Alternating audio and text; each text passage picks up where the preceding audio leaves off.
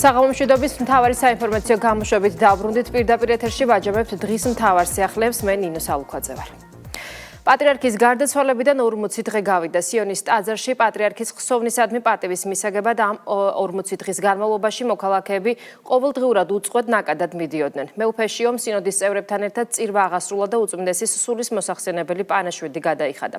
რის შემდეგაც მრევლს ქადაგებით მიმართა და უწმინდესისა და უნეტარესის საქართველოს კათოლიკოს პატრიარქის ილია მეორის ღვაწლსა და დამსახურებაზე ისაუბრა. ღვთისმსახურება სიონის საპატრიარქო ტაძარში პრემიერ-მინისტრი, პრეზიდენტი, პარლამენტის თავმჯდომარე, აღმასრულებელი და საკანონმდებლო ხელისუფლების წარმომადგენლები ესწრებოდნენ. დეტალებით ბორინა ონიანი.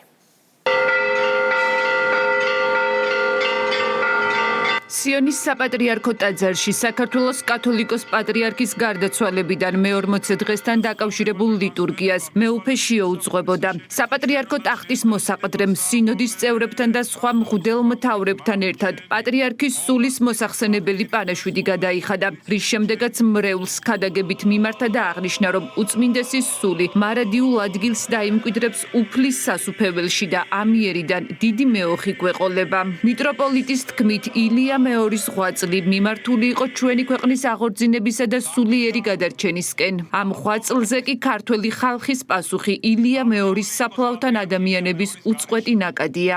სიდიადით, ახსილმა, სიჩუმემ,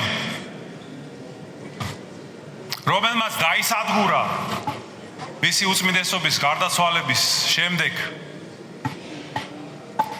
განგვაცდევინა ჩვენ მოწიწებაც, სიყვარულიც და ალბათ არ შევცდები თუ ვიტყვი, რომ სულიერი გამოფხიზლებაც. მის პიროვნებაში ცოცხლობდა უფალი იესო ქრისტე იმ დიდ ღვაწლში, რომელიც მიმართული იყო ჩვენი ქვეყნის ძიმე მდგომარეობიდან გამოყვანისკენ და აღორძინებისკენ და გადარჩენისკენ. სწორედ ამ ღვაწლის შედეგი და ნაყოფი იყო და არის ის საოცრება, რაც ჩვენ ვიხილეთ. ქართველი ხალხის პასუხი ამაზე, მის სიყვარულზე. დღემდე არ წყდება ის ნაკადი მისი უწმინდესობის საფლავთან ყველა ასაკის, ყველა ფენის ადამიანს სურს გამოხატოს მისდამი სიყვარული და მადლიერება. მეუფეშიომ პატრიარქის მოწამეობრივ ცხოვრებაზე საუბრისას აღნიშნა, რომ ამ 40 დღის განმავლობაში დაგვიდგა აღდგომა და უწმინდესის სიყვარულით ჩვენში მწუხარება ღვთის რწმენამ დაძლია. ამ 40 დღის განმავლობაში დაგვიდგა აღდგომა უფლისა ჩვენისა იესო ქრისტეს. დაბნეული სამცხსოს შეიძლება გვეფიქრა, რომ რა გვეშველება შემდგომში მის გარეშე. მაგრამ აი როგორც მისი გარდაცვალების დღეებში ჩვენ დავძლიეთ ეს სასოწარკვეთილება, განსაკუთრებით აღდგომის დღეებში უფლის მადლით, მისი უწმინდესობის დიდი სიყვარულით ჩვენში ეს მწუხარება და ტკივილი დაიძლია ღვთის რწმენის და იმედის დიდი სულისკვეთებით. და ჩვენ დღეს როგორც არასდროს ისე ძალუმატ გვესმის უფალ იესო ქრისტეს სიტყვები. მე ვარ აღდგომა და მე ვარ ცხოვრება.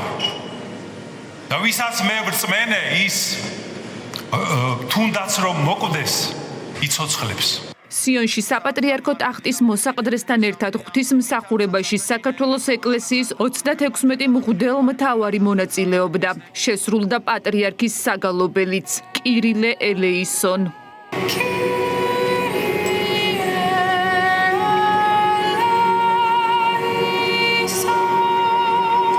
ილია მეორის გარდაცვალებიდან მე-40 დღესთან დაკავშირებით წირვასა და სულის მოსახსენებელ პანაშვიდს პრემიერ-მინისტრი, პრეზიდენტი, პარლამენტის თავმჯდომარე, აღმასრულებელი და საკანონმდებლო ხელისუფლების წევრები დაესწრნენ. 40 დღის განმავლობაში თითქმის სრულიად საქართველოს მოვიდა პატივი მიაგო. მის უწმინდესობა საფლავთან არ წყდებოდა ხალხის ნაკადი. ამ 40 დღის განმავლობაში ღია იყო ტაძარი, სიონის ტაძარი და სამღვდელოებასთან ერთად მოდიოდა მრევლი სამღვდელოება. უწყოდათ იხდიდა პანაშვიდის მისი სულის მოსახსენებლად და გამოჩნდა ეს უდიდესი სიყვარული, რომელიც დათესა ჩვენმა უწმინდესმა და დღეს ჩვენ მოვიმკეთ, როდესაც ამდენი ხალხი ვიხილეთ მასთან მოსული. მე 40 დღეს ადამიანის გარდაცვლილი ადამიანის სული წარსგება ღვთის წინაშე და მოხდება ღვთისგან მისი განსჯა და ჩვენ რა თქმა უნდა ყველა ძალიან დიდი იმედი გვაქვს იმისა, რომ მისი უწმინდესობის სული ცაცაცფოს დაიმკვიდრებს. პატრიარქის გარდაცვალების მე-40 დღესაც უწმინდესის საფლავთან უამრავი მორწმუნე შეიკრიბა. მოქალაქეებმა უწმინდესის ხსოვნას პატივი მიაგეს და ილია მეორე ლოცვითა და დიდი სიყვარულით გაიხსენეს. მისი ამ ქვეყნიდან გასვლა ქართველი ერისთვის ის უდიდესი დანაკლისია, რომელსაც რასაკვირველია გლოვითა და დარდით ატარებს ქართველი ხალხი. ჩვენ გრძნობთ თუ რაოდენ დააკლდება ჩვენს ქვეყანას მისი ბრძნული მამამთავრული რჩევები, მისი ლოცვა. თუმცა ვიმედოვნებთ, რომ ყოვლადმოწყალე ღმერთი ფართოდ გაუღებს სასუფევლის კარს და ზეციური სამყაროდან დიდხანს უმფარველებს საქართველოს. ჯერა და წამს რომ ჩვენი პატრიარქი დაიმანებს ზეციურ საქართველოში. მისი მთელი ცხოვრება იყო სიყვარულით აღსავსე და მინდა უთხრა ქართველ ხალხს, რომ ის არ მომკვდარა, ის გარდაიცვალა და სასუფეველში უხმო უფალმა იმისთვის, რომ ისე ვილოცოს ქართველი ერისთვის. პატრიარქის დროს რამდენი ეკლესიები აშენდა, განვითარდა, ძალიან დიდი მოსიყვარული ადამიანი იყო პატრიარქი, აი ჩვენთვის პირადად ძალიან დიდი ღვაწლი საქართველოს მოსახლეობისთვის, მოქალაქეებისთვის. კათოლიკოს პატრიარქი 17 მარტს 93 წლის ასაკში გარდაიცვალა. ილია მეორეს საქართველოს უკანასკნელად 22 მარტს გამოემშვიდობა. უწმინდესი სიონის საპატრიარქო ტაძარში მისივე სურვილის შესაბამისად დაკრძალეს. სახელმწიფო უსაფრთხოების სამსახურის გენერალურმა ინსპექციამ შინაგან საქმეთა სამინისტროს გენერალური ინსპექციასთან ერთად ერთობლივად ჩატარებული ღონისძიების ფარგლებში სუსის ყოფილი და ამჟამად შინაგან საქმეთა სამინისტროს მოქმედი თანამშრომელი დააკავა, რომელსაც ბრალი სახელმწიფო უსაფრთხოების სამსახურიდან საიდუმლო ინფორმაციის გატანა შეედება. სახელმწიფო უსაფრთხოების სამსახური ყოველთვის მკაცრი იქნება ნებისმიერი მცირე მასშტაბის შიდა ინფორმაციის გატანის მიმართაც კი და პირი, რომელიც მსგავს ქმედებას ჩაიდეს, უმკაცრესად იქნება დასჯილი, ნათქვამია უწყების განცხადებაში.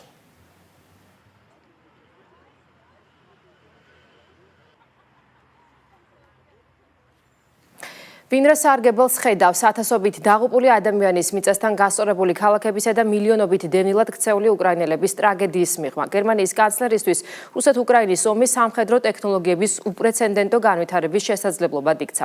ამის შესახებ მან კვიპროსის სამიტის ფარგლებში გამართულ პრესკონფერენციაზე განაცხადა. ფრიდრიხ მერცის თქმით 2026 წლის პირველი ნახევრის მდგომარეობით ის უსაფრთხოების საკითხებთან დაკავშირებით ბევრად უფრო თავდაჯერებულია, ვიდრე რამდენიმე წლის წინ იყო. თემაზე შეფასებები გაკეთდა ქართულ პოლიტიკურ სპექტრში. დავით ქუთათელაძე თემის დეტალებით. რუსეთსა და უკრაინას შორის მიმდინარე ომი ევროპის ტერიტორიაზე ერთ-ერთი ყველაზე მძიმე სამხედრო დაპირისპირებაა მეორე მსოფლიო ომის შემდგომ. 100,000-ობით დაღუპული ადამიანი, განადგურებული ქალაქები და მილიონობით დევნილი. ამ ყველაფრის ფონზე გერმანიის კანცლერი ფრიდრიხ მერცი უკრაინაში მიმდინარე ომს სამხედრო ტექნოლოგიურ პროგრესად აფასებს. კვიპროსში გამართულ სამიტზე მერცმა განაცხადა, რომ უკრაინაში მიმდინარე საომარმა მოქმედებებმა სამხედრო ტექნოლოგიების უპრეცედენტო დაჩქარებული განვითარება გამოიწვია, რაც მშვიდობიან დროს წარმოუდგენელი იქნებოდა. ჩვენ ვხედავთ სამხედრო ტექნოლოგიურ პროგრესს, რომელიც ისეთი სისწრაფით მიიწევს წინ, რაც ამ ომის გარეშე არ მოხდებოდა და ამაში მიუხედავად მთელი ტრაგედიისა და საშინელი ტკივილისა, ასევე დევს დიდი შესაძლებლობა, რომელსაც ჩვენ გამოვიყენებთ. განცხადება ცინიკურად ჟღერს. მაშინ, როდესაც უკრაინის ქალაქები ყოველდღიურად იბომბება, ინფრასტრუქტურა განადგურებულია, უკრაინის მოსახლეობა საკუთარ სახლებს ტოვებს, მშვიდობიანი მოქალაქეები იღუპებიან. ასეთ დროს უკრაინაში მიმდინარე ომის ტექნოლოგიურ შესაძლებლობად შეფასება კიდევ ერთხელ ნათლად გამოხატავს ევრობიუროკრატების მიდგომას უკრაინის ომთან მიმართებით. მერცის განცხადებით, მათთვის მთავარი ფაქტორი ახლა ტექნოლოგიური ჩამორჩენის სწრაფი აღმოფხვრა და არმიის მოდერნიზაციაა. როგორც მისივე განცხადებიდან ჩანს, უკრაინელი ხალხის ბედი მერცისთვის მეორე ხარისხოვანია. დღეს 2026 წლის დასაწყისში, პირველ თუ მეორე კვარტალში უფრო ოპტიმისტურად ვარ განწყობილი, ვიდრე 2-3 წლის წინ, რადგან ვხედავ, რას ისწრაფით ვეწევით ახლა დანარჩენებს.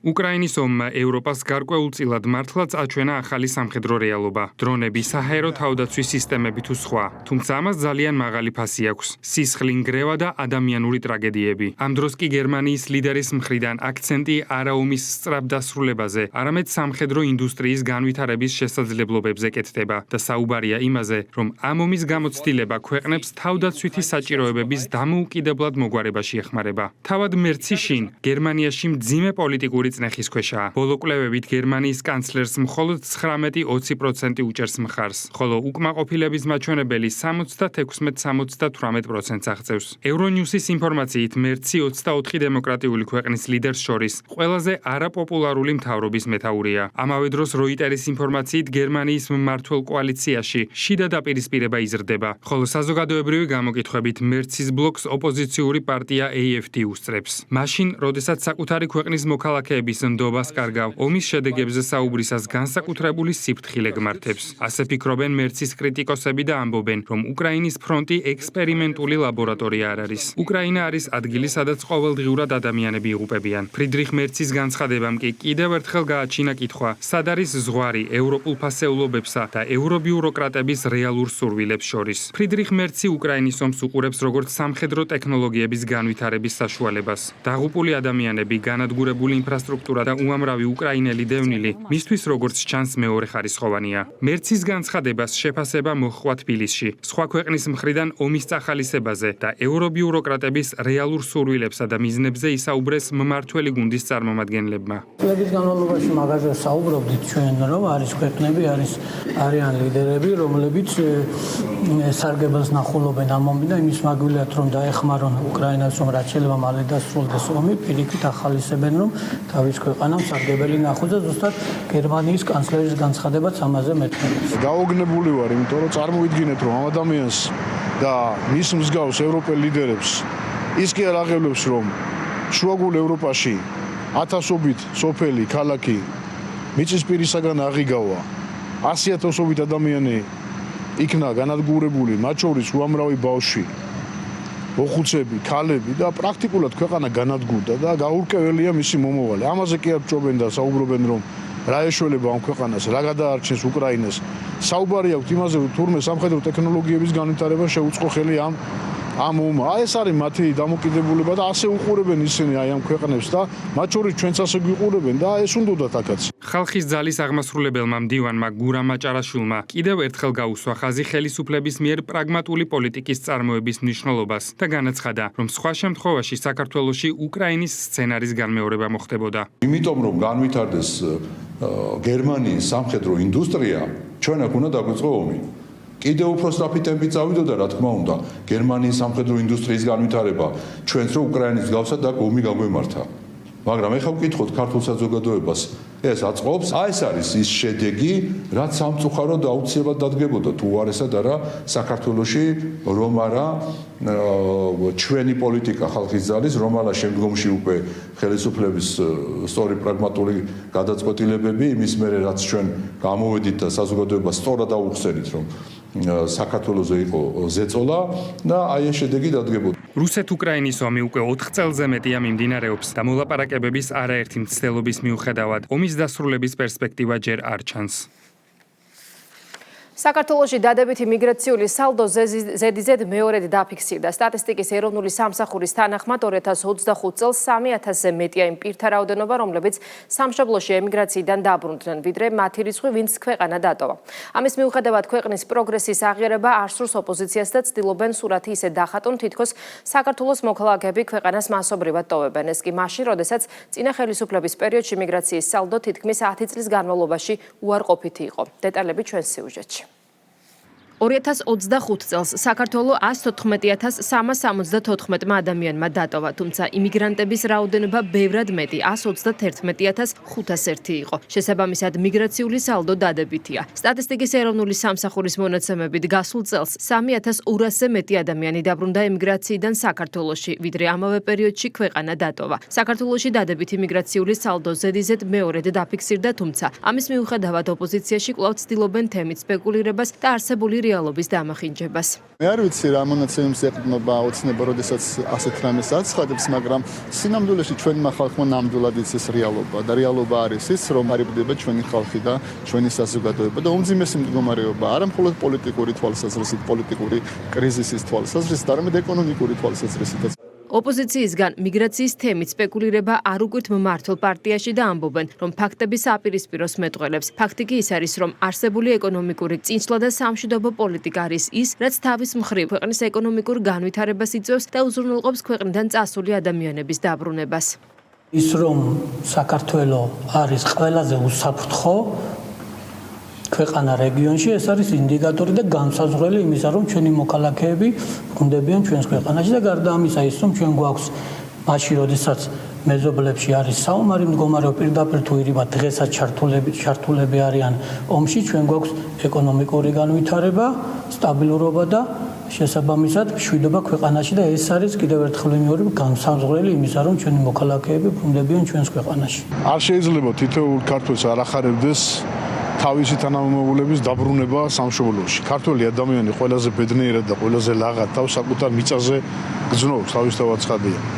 ქვეყანაში არსებული ასეთი ხანგრძლივი მშვიდობიანი პერიოდი, ეკონომიკური ზრდის ასეთი ტენდენცია თან ნაბიჯ ჩვენ მიგვიყვანს იქამდე, რომ უცხოეთში წასული ჩვენი თანამემამულეები დაუბრუნდებიან მშობლიურ მიწას. ეკონომიკური წინსვლა, უსაფრთხოება ქვეყნის, რასაც თავისთავად მოაქვს ეკონომიკური განვითარება, ეს გადაჯაჭვულია ერთმანეთთან. რა თქმა უნდა, უზრუნველყოფს იმას, რომ ადამიანები, რომლებიც არიან წასული უცხოეთში, მოუნდებათ, რომ თავიანთ სამშობლოში დაბრუნდნენ. გამომდინარე იქიდან, რომ აქ არის საშუალება და შესაძლებლობები იმის, რომ ან თვითრეალიზაცია მოახერხო, დასაქმების პერსპექტივები არსებობს, იმიტომ რომ დასაქმების პერსპექტივები და თვითრეალიზაციის შესაძლებლობები მოყვება ეკონომიკურ განვითარებას, რაც თავისთავად შედეგია უსაფრთხოების და მშვიდობის ქვეყანაში.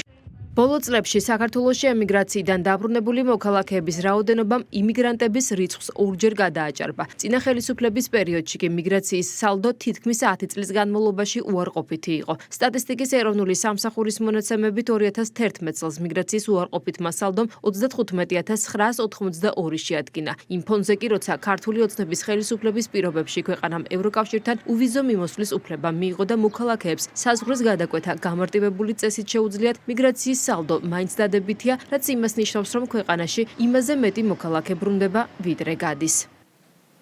ოპოზიციაში დაპირისპირება გრძელდება. ურთიერთბრალდებების მიუხედავად ნაციონალური მოძრაობა სააკაშვილ-ბოკერია გვარამიას ალიანსის წევრად ამ დრომდე ფორმალურად რჩება, თუმცა ერთი პირობით ალიანსის სხვა წევრებმა ანტი-მიშას კამპანია უნდა შეწყვიტონ და ფოკუსი სხვაგან მიმართონ. თვით თავის მხრივ ნაცმოძრაობას ულტიმატუმის ენით ესაუბრებიან ალიანსის სხვა წევრებიც და სააკაშვილის მხრიდან შეთანხმების დარღვევის შემთხვევაში პარტიას ალიანსიდან გაძევებით ემუქრებიან. ოპოზიციის დაშლა გაერთიანების მორიგი პროცესი საინტერესო არ არის ხელისუფლების მმართველ გუნდში დარწმუნებულები არიან, რომ ყოფილი და მოქმედი ნაციონალები პოლიტიკური ერთობის გამოცდას ვერც ამჯერად ჩააბარებენ. ჩვენ არ ვაპირებთ ალიანსის დატოვებას, ამაზე უკვე მკაფიო განცხადება და განმარტება გაკეთდა და მიგვეჩნია ასევე, რომ ალიანსი უნდა კონცენტრირდეს არა მიშას დაგმობაზე ან ცენზურის დაწესებაზე, არამედ უნდა კონცენტრირდეს ჩვენი ხალხის საჭიროებებზე. ცხადია, თუ რომელიმე კონკრეტული პლატფორმა და აქ არ აქვს მნიშვნელობა მხოლოდ ალიანსს, არა, გადაიქცევა ანტი-მიშა კამპანიიდან პლატფორმად, ხო? ჩვენი შესაბამისი გადაწყვეტილებების მიღება მოგვიწევს. ეს ოპოზიციური ალიანსი შენარჩუნდება თუ არ შენარჩუნდება, შედეგი იქნება ერთი. შესაბამისად, მე ვფიქრობ, რომ ისინი არჩევნებამდე მარტივმამრავლებად დაიშლებიან და შესაბამისად ჩვენც მათ 2028 წლის არჩევნებში დავეხმარებით დაშლაში. სანამ მიხეილ სააკაშვილის ფაქტორი იქნება ქართულ პოლიტიკაში, ოპოზიციაში, მათი ერთობა მე ვფიქრობ დიდხანს ვერ გასტანს. ზუსტად მიხეილ სააკაშვილი და ნაციონალურ მოძრაობა არის პრობლემა არა მხოლოდ ოპოზიციის, არამედ მთელი ჩვენი ქვეყნის და ერის ყველას კარგად გახსოვს 9 წლის განმავლობაში თუ რა დღეში აკდებდნენ ქართულ ხალხს ქვეყანა და ზოგადად ქვეყნის იმიჯს. ეს არ არის ოპოზიციური ალიანსი, ეს არის მკვდრაჩობილი ალიანსი. და ვიტყოდი რომ უკვე ძალიან მაპატიოს ჩვენმა საზოგადოებამ, მაგრამ საყოფაცხოვრებო ნარჩენივით ყარს უკვე ეს რადიკალთა ეს რაღაცა გაერთიანება, ფსევდო გაერთიანება. ამ ადამიანებმა დაღალეს ქართველი ხალხი, ჯერ თავიანთი მმართველობის პერიოდში რაბედი დაუბედურება დაატეხეს ჩვენს ხალხს, ყველას კარგად მოეხსენება. ეს არის დამნაშავეთა გაერთიანება და ბუნებრივია ისინი ვეღარასოდეს ვეღარ დაბრუნდებიან ქვეყნის მართვის სადავებთან, იმიტომ რომ ჩვენმა ხალხმა ეს სახადი უკვე მოიხადა. თუმცა შეიკრიბებიან, თან ცალ-ცალკე უნდა, თან ერთად უნდა შედეგი უკვე ჩვენ ნახეთ საზოგადოებამ მათივე მხარდამჭერებმა გამოუტანეს უკვე 4 ოქტომბრის შემდგომ. ჯერ კიდე მიუღწეվել წარმატებაში ვერ ლაგდებიან ერთმანეთში და ნუ როგორ შეიძლება რომ ხალხმა ამათ მით უმეტეს ხელისუფლება ანდოს. პარტია მემარცხენე ალიანსი ევროკავშირის ელჩის პავლ ჰერჩინსკის ქვეყნიდან გაძევებას ითხოვს. ოპოზიციონერმა პარტიამ დღეს გამართულ ბრიფინგზე ევროკავშირის ელჩი მწვავედ გააკრიტიკა და ქართველი ხალხის დაშინების მცდელობაში დაადანაშაულა. პარტიამ ხელისუფლებასაც მიმართა და ევროკავშირში საქართველოს გაწევრიანების საკითხის გადახედვა მოითხოვა. მოვითხოვთ ხელისუფლებისაგან თავი დაანებოს euro deep state-თან ენის მოჩლექით ლაპარაკს და მის წინაშე პოლიტიკურად მუხლებზე დგომას. და მტკიცედ განაცხადოს, რომ ასეთი ევროკავშირი ჩვენ არ გვჭირდება და თუ ასე გაგრძელდა მუხარა და ტალახის სროლა, ჩვენ გადავხედავთ ჩვენი გაწევრიანების საკითხს, რაც ქართული საზოგადოების ინტერესში შედის. რაც შეეხება ელჩ ჰერჩინსკის მის მიერ არაერთგზის შადენილი თავხედობისა და ზღვარგადასული შეურაცხყოფილი განცხადებების გამო, მიუხედავად იმისა, რომ მას უფლებამოსილება რამოდენიმე თვეში უწყდება, უნდა გამოცხადდეს persona non grata და გაძევებულ იქნა საქართველოსთან სამაგალითოდ. ასევე პარტია მემარცხენე ალიანსი ევროკავშირისაგან სწრაფის შეჩერებას მოვითხოვთ. გვერწმუნეთ, ამის შემდეგ ჩვენი ქვეყნის ავტორიტეტი საერთაშორისო არენაზე უფრო გაიზრდება. 15 ივლისიდან შანხაი-თბილისის მიმართულებით პირდაპირი ფრენები იწყება. ჩინური ავიაკომპანია China Eastern Airlines-ი რეგულარულ ავიარეისებს შანხაი-თბილისი შანხაის საჰაერო ხაზზე კვირაში 3 სიხშირით შეასრულებს. გადაწყვეტილება საქართველოს ეკონომიკისა და მდგრადი განვითარების მინისტრისა და ავიაკომპანიის ხელმძღვანელების შეხვედრაზე მიიღეს, რომელიც ჩინეთის სახალხო რესპუბლიკაში მარიამ ქრივიშვილის ვიზიტის ფარგლებში გაიმართა. მინისტრმა ხაზი გაუსვა, რომ ეს გადაწყვეტილება ხელს შეუწყობს ორი ქვეყნის ბიზნეს და ეკონომიკური კავშირების კიდევ უფრო მეტად განვითარებას. Ნიშნულოვანი შედეგები დავასრულეთ ვიზიტი ჩინეთის სახალხო რესპუბლიკაში. ჰქონდა უმაღლესი დონის შეხვედრები სახელმწიფოს ისევე როგორც კერძო სექტორის წარმომადგენლებთან, კომერციის მინისტრთან ერთად ხელი მოვაწერა თავისუფალი ვაჭრობის შეთანხმების განახლებულ ვერსიას, რაც კიდევ უფრო მეტად გააძლიერებს და გაამყარებს ორ ქვეყანას შორის სავაჭრო ეკონომიკურ ურთიერთობებს. ამავდროულად ჩვენ ჰქონდა შეხვედრა რეფორმების ეროვნული კომიტეტის თავმჯდომარის მოადგილესთან და ჩვენ მივიღეთ უმნიშვნელოვანესი გადაწყვეტილება, რომ შეიქმნება მთავრობათა შორისი ფორმატი, რომელიც უზრუნველყოფს უმსხვილესი ინვესტიციების მოზიდვის, ისევე როგორც სტრატეგიულ პროექტებში ჩინური კომპანიების ჩართულობის მხარდაჭერას. ვიზიტის ფარგლებში ჩვენ გვქონდა ძალიან მნიშვნელოვანი შეხვედრები ადგილობრივ უმსხვილეს ენერგეტიკულ და მანქანების მწარმოებელ კომპანიებთან, რომელთან ერთადაც ვისაუბრეთ იმ საინვესტიციო შესაძლებლობებზე, რაც ხელს შეუწყობს ჩინეთიდან დამატებით ინვესტიციების მოზიდვას. ჩვენ დავასრულეთ ამ ვიზიტის ფარგლებში ხანგრძლივი და გრძელვადიანი მოლაპარაკებები China Eastern-ის ავიაკომპანიასთან. უმნიშვნელოვანესი გადაწყვეტილება იქნა მიღებული დღეს, რომ დაიწყება 15 ივლისიდან პირდაპირი ფრენები შანხაისა და თბილისის შორის. უახლოეს მომავალში შესაძლოა ამერიკასა და ირანს შორის მოლაპარაკებების მომდევნო რაუნდი შედგეს. ცოტა ხნის წინ ირანის საგარეო საქმეთა მინისტრმა აბას არაღჩიმ განაცხადა, რომ თეირანი მონაწილეობას გააგრძელებს პაკისტანის მიერ წარმოებულ მედიაციის ძალისხმევაში, ვიდრე შედეგი არ მიიღწევა. თავის მხრივ CNN-ი წყაროზე დაყრდნობით წერს, რომ ამერიკის პრეზიდენტის წარმომადგენელი სტივ უოტკოფი და დონალდ ტრამპის მრჩეველი ჯარედ კუშნერი ისლამბადში ირანის საგარეო საქმეთა მინისტრთან შესაძლო მოლაპარაკებებისთვის მიემგზავრებიან. რაც შეეხება ამერიკის ვიცე-პრეზიდენტს ჯეი დი ვენს, რომელიც თეირანთან წინა შეხვედრაზე ამერიკის დელეგაციას ხელმძღვანელობდა, ამჟამად მოგზაურობას არ გეგმავს, თუმცა წყაროების ცნობით ვენსი მზადა ისლამბადში გაემგზავროს თუ მოლაპარაკებები წინ წავა.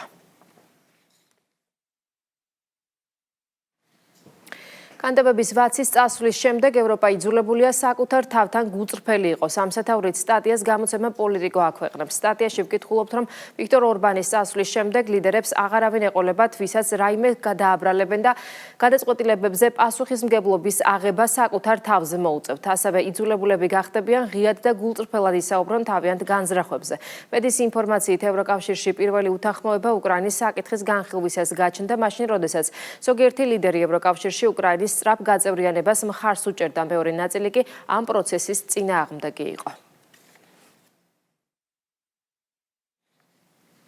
უკრაინამ და რუსეთმა სამხედრო ტყვეები მორიგ ჯერზე გაცვალეს. თითოეულმა მხარემ 193 ადამიანი გადასცა მეორეს. ამის შესახებ ინფორმაციას ადასტურებს როგორც უკრაინის პრეზიდენტი, ასევე რუსეთის თავდაცვის სამინისტრო. ზელენსკის განცხადებით უკრაინამ დაიბრუნა სამხედროები, რომლებიც მსახურობდნენ ქვეყნის შეიარაღებულ ძალებში, ეროვნულ გვარდიაში, საზღვრის დაცვის სახელმწიფო სამსახურში, ეროვნულ პოლიციაში და ტრანსპორტის სპეციალურ სახელმწიფო სამსახურში. პატიმრების წინა გაცვლა 11 აპრილს მოხდა.